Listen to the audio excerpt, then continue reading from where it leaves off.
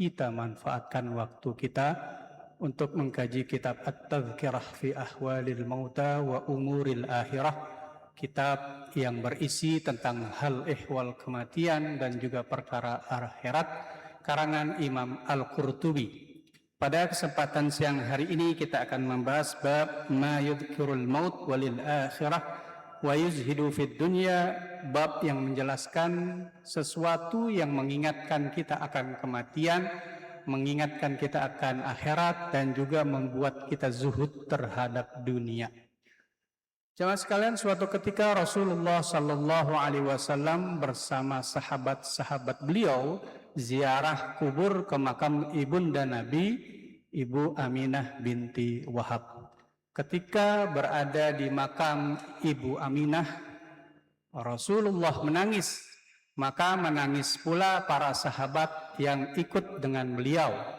Kemudian Rasul mengatakan, "Ista'dzantu Rabbi an astaghfira laha wa lam yu'dzan li." Barusan kata Rasul, aku mohon izin kepada Allah untuk bisa memohonkan ampun untuk ibuku, namun Allah tidak mengizinkan. Karena memang Ibu Aminah wafat ketika Rasulullah belum diangkat menjadi Rasul. Ibu Aminah, Abdul Muttalib disebut sebagai ahlu fatrah, orang-orang yang berada di masa kekosongan kenabian. Ya, jadi setelah Nabi Isa ada kekosongan kenabian, barulah diutus Nabi Muhammad. Ibu Aminah berada di posisi kekosongan tersebut. Jadi Rasulullah tidak diperkenankan, diizinkan oleh Allah untuk mendoakan ibunya. Kemudian Rasul melanjutkan, wa astadzantuhu fi an azura qabraha fa adzana li. Rasul mohon izin kepada Allah untuk bisa menziarahi kubur ibunya, dan Allah mengizinkannya. Jadi di sini ada dua poin. Ketika Rasul minta izin untuk mendoakan ibunya tidak bisa, namun ketika minta izin untuk menziarahi kuburnya diperkenankan oleh Allah. Ini juga bisa menjadi pelajaran bagi kita mungkin yang memiliki saudara yang non-muslim. Kita diperkenankan untuk menziarahi kubur mereka, tapi tidak diperkenankan untuk mendoakan mereka. Kemudian Rasul melanjutkan sabdanya fazurul kubura, maka berziarahlah kalian ke kubur, kata Rasul, fa innaha tudhkirul maut, karena ziarah kubur mengingatkan kalian akan kematian. Ini fadilah, keutamaan daripada ziarah kubur, di mana dengan berziarah kubur kita mengingat akan kematian. Jadi ada sebagian kaum yang tidak membolehkan ziarah kubur, ya. Ketika mungkin kita berziarah kubur, ditanya oleh mereka, mana dalilnya? Ini dalilnya, ya, bahwa Rasulullah Shallallahu Alaihi Wasallam sendiri menganjurkan kepada umatnya untuk berziarah kubur. Kenapa? Dengan kita berziarah kubur, kita diingatkan akan kematian. Ada cerita menarik, ya.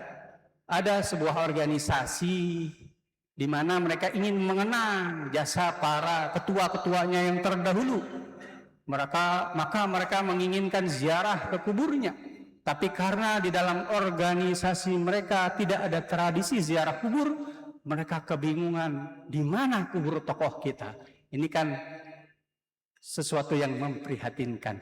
Maka bersyukurlah kita di Indonesia, di mana mayoritas masyarakat Indonesia memiliki tradisi ziarah kubur, di mana biasa kita saksikan sebelum masuk bulan puasa atau pada hari raya atau momen-momen tertentu yang lainnya, di mana memang ziarah kubur itu sendiri disarankan oleh Rasul karena ziarah kubur mengingatkan kita akan kematian. Kemudian jamaah sekalian, suatu ketika Ali bin Abi Thalib berziarah kubur. Ketika berada di hadapan kubur, beliau mengatakan, ya ahlal kubur, akhbiruna ankum aw nukhbirukum. Beliau berusaha untuk berdialog, memberi pelajaran ibrah kepada kita. Wahai para penghuni kubur, kata Ali, beri kabar kalian atau kami yang akan mengabarkan kepada kalian. Kemudian Ali mengatakan, adapun kabar dari sisi kami, fal malu qad iqtasam, bahwa harta warisan sudah dibagikan, wan nisa qad tazawwajna, bahwa perempuan yang ditinggalkan para janda sudah menikah lagi, wal masakin qad sakanaha qaumun ghairakum, tempat tinggal yang kalian tinggali sudah ditempati oleh orang lain, mungkin anaknya, cucunya dan lain sebagainya. Thumma qala amma wallahi law istata'u laqalu, kemudian Ali mengibaratkan jika para ahli kubur ini bisa menjawab, mengabarkan kabar mereka, niscaya mereka akan mengatakan lam naraza dan khairan minat taqwa, kami tidak melihat bekal yang terbaik kecuali takwa kepada Allah Subhanahu wa taala. Itu yang akan dikatakan oleh para penghuni kubur, di mana takwa adalah senantiasa menjalankan apa yang Allah perintahkan dan menjauhi apa yang Allah larang. Jangan sekalian, bahwa ziarah kubur bisa menjadi obat bagi hati yang keras, karena memang manusia itu ada yang hatinya keras, di mana tanda daripada hati yang keras adalah berat untuk melakukan amal ibadah. Ketika terdengar suara azan, malas langkah kaki menuju tempat wudhu untuk sholat, berat bawaannya. Ketika ada rezeki berlebih, sulit mengeluarkan uang dari dompet untuk sedekah. Ketika ada kesempatan waktu, katakanlah kayak minggu kemarin long weekend, ya libur panjang, sulit, berat kaki melangkahkan kaki menengok orang tua yang sudah sepuh. Ya, itu diantara tanda-tanda hati yang keras, susah untuk melakukan ibadah, amal-amal kebaikan. Atau bisa juga tanda hati yang keras adalah susah dinasehatin. Nah, ketika mungkin kita punya anak, susah dinasehatin, malas ibadah. Menarik apa yang disampaikan di dalam kitab ini, bahwa ada 4 cara agar hati yang keras menjadi lunak, agar orang yang sulit untuk beribadah, berat untuk beribadah menjadi ringan beribadah, orang yang sulit dinasehatin menjadi mudah untuk dinasehatin. Apa 4 langkah yang bisa kita terapkan? Yang pertama adalah dengan menghadiri majelis ta'lim, majelis ilmu. Ya, kalau anak kita, ajak anak kita untuk menghadiri majelis ilmu.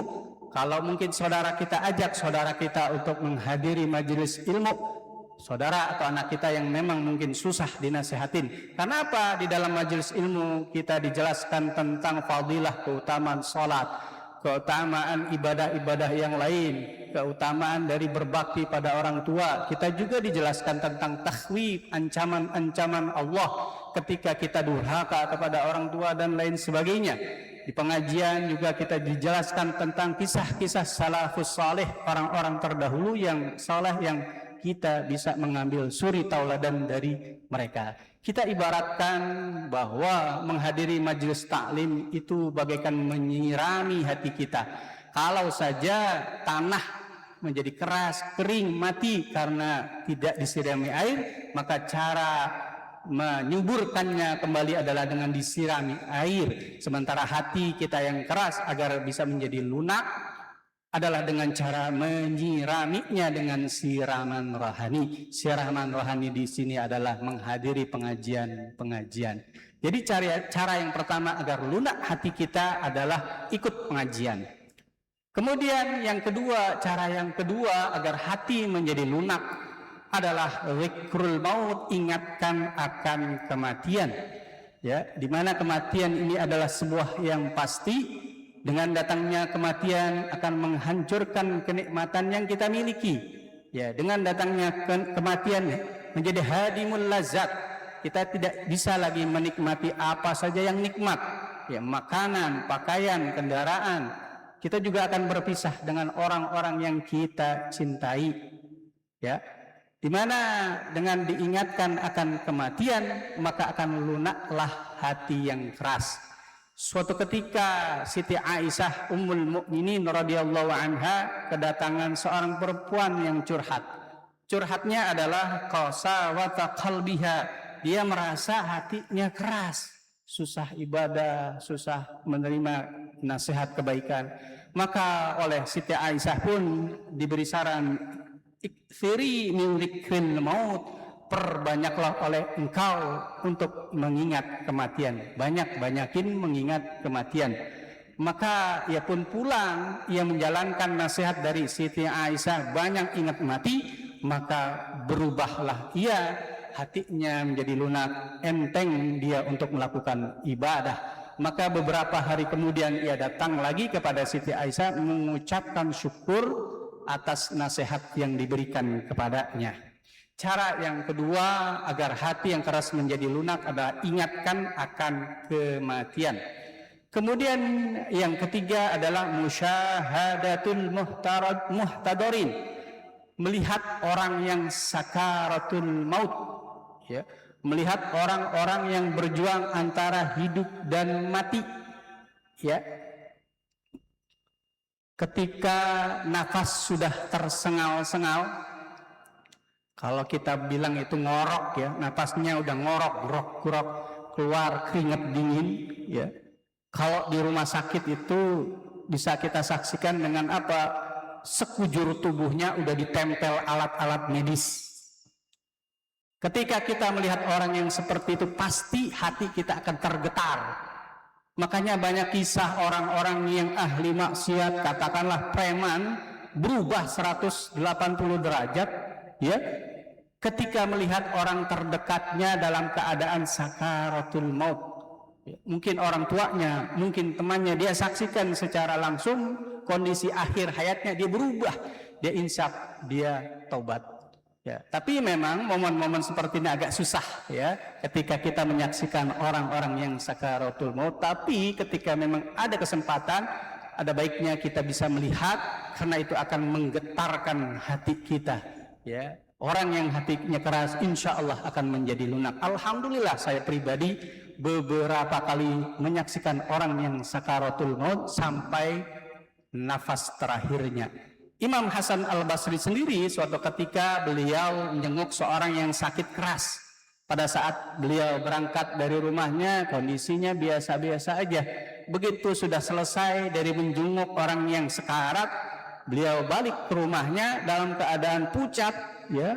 Kemudian ditawarkan makan oleh keluarganya, beliau mengatakan, aku tidak selera, aku tidak selera, aku tidak selera, setelah menyaksikan apa yang aku baru saksikan barusan saja. Setelah itu aku berjanji akan beramal. Itulah efek daripada menyaksikan orang yang sakaratul maut. Cara yang ketiga agar hati yang keras menjadi lunak adalah menyaksikan orang yang sakaratul maut. Dan yang keempat adalah dengan ziaratul kubur, dengan ziarah kubur. Ya, kita ajak, ya, orang-orang yang hatinya keras untuk ziarah kubur, karena dengan ziarah kubur kita menyaksikan masa depan kita, rumah masa depan kita yang pasti. Sehebat apapun kita, seterkenal apapun kita, sekaya apapun kita, setinggi apapun jabatan kita, bakalan mati. Itu yang akan kita dapatkan ketika kita ziarah kubur. Kita nggak ada apa-apanya di hadapan Allah Subhanahu wa Ta'ala. Cara yang keempat agar hati yang keras menjadi lunak adalah ajak ziarah kubur. Ziarah kubur ini Rasul menggambarkan laisal khabar kal muayyanah. Tidaklah informasi itu tidak sama dengan menyaksikan secara langsung. Maksud dari hadis ini gini, ketika ada informasi, ada berita, kalau kita dapat informasinya dari orang lain dengan kita dapat informasinya menyaksikan secara langsung, beda rasanya. Betul gak bapak-bapak ya? Ada informasi dari orang dengan kita nyaksiin sendiri. Sebagai contoh, kita dapat info dari teman kita, ada kecelakaan di Jalan Pakubuwono, ya, korbannya begini-begini. Beda rasanya ketika kita menyaksikan secara langsung kecelakaan di Jalan Pakubuwono di depan mata kita. Feel-nya beda. Nah, itulah yang dimaksud dengan berziarah kubur, akan membawa feel yang berbeda ya perasaan yang berbeda di dalam hati kita, yang mana mungkin yang tadinya hati kita penuh dengan kesombongan, tapi ketika kita ziarah kubur maka berubahlah kesombongan itu, karena kita ziarah kubur kita ingat akan kematian. Adapun ziarah kubur sendiri ada etikanya ya Bapak-bapak sekalian, ya mungkin nanti kita akan bahas pada kesempatan yang lain. Demikian, wallahul muwaffiq ila aqwamit thoriq. Wassalamualaikum warahmatullahi wabarakatuh.